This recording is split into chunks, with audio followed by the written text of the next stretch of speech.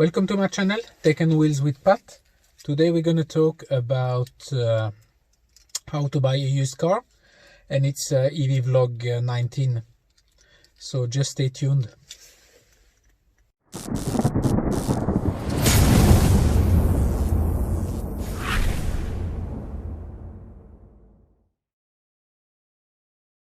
Well, I'm here at the RUSC Golf to help you choose and buy an used EV. I will use the same method I used to buy a new EV, which I called the RUSC method, if you remember. If not, R stands for range, U stands for use, S stands for size, and C stands for cost. So I needed, I have already the MG, so I needed another car to for my partner, and she doesn't need to travel long.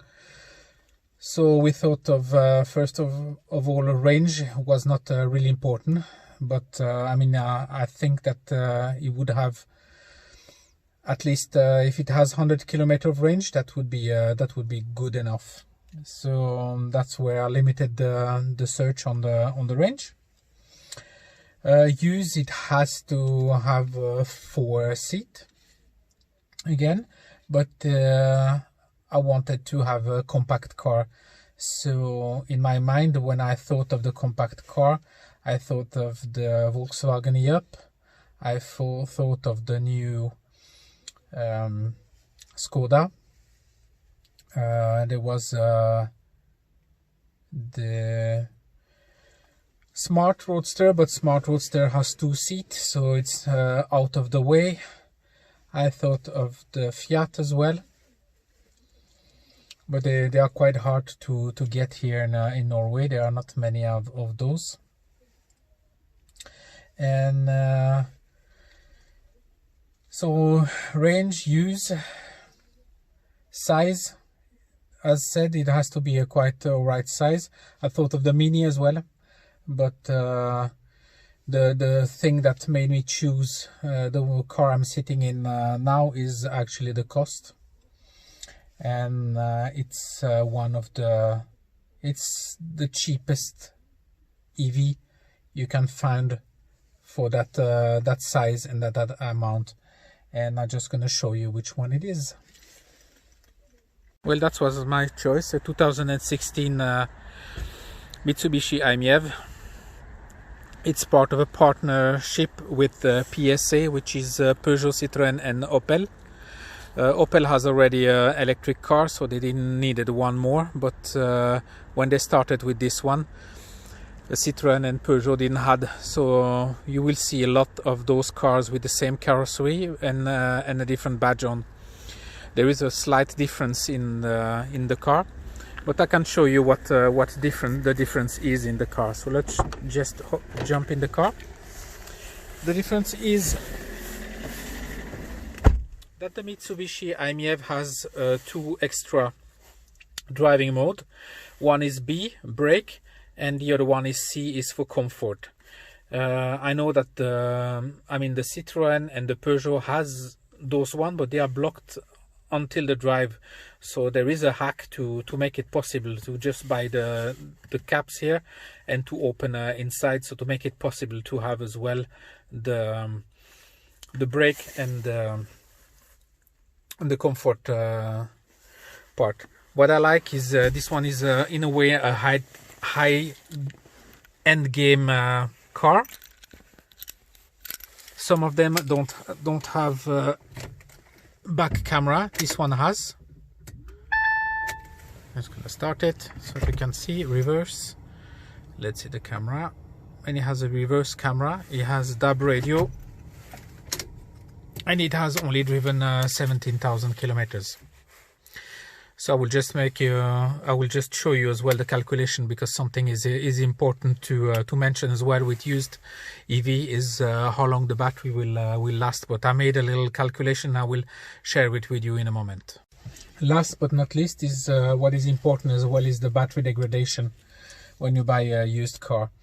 So usually we say that the battery degradation, if the car has been driven, it's about 2.3% per year, which means that you can reach after 4 years about 10% of loss.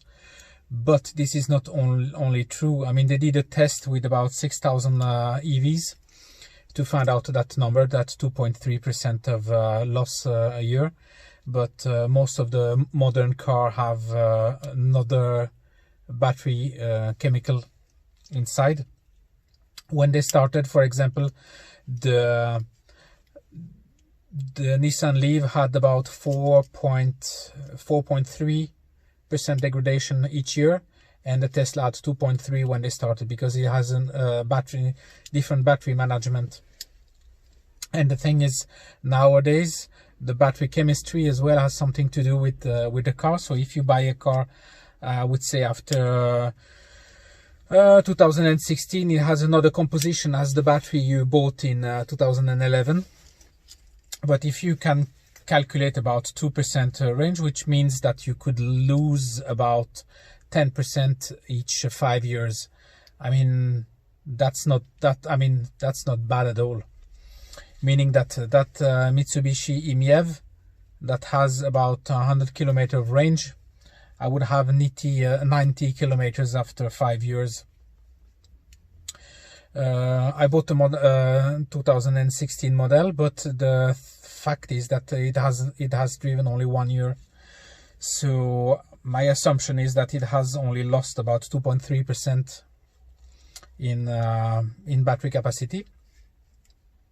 But actually you don't feel it. Again, you have as well the buffers that usually they all as well degrade, you know, on the top and the end of the battery, just to protect the battery.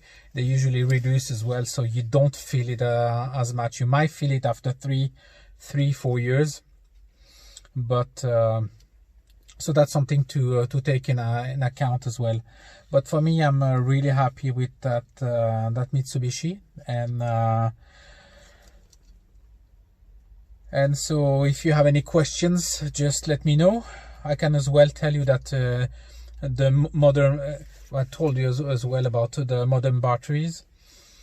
If you take batteries between 2016 and 2020, they say that they have about 3,000 cycle. But now with the modern technology, they talk about 4,000 cycle.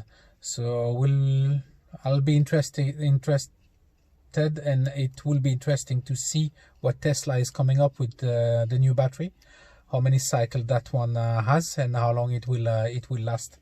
But it's quite interesting. It's a good. It's really fun to follow up what happened with the technology and the battery and the cars nowadays. So keep tuned. Don't forget to subscribe, to leave me some comments, and we see you in the next episode. Bye bye.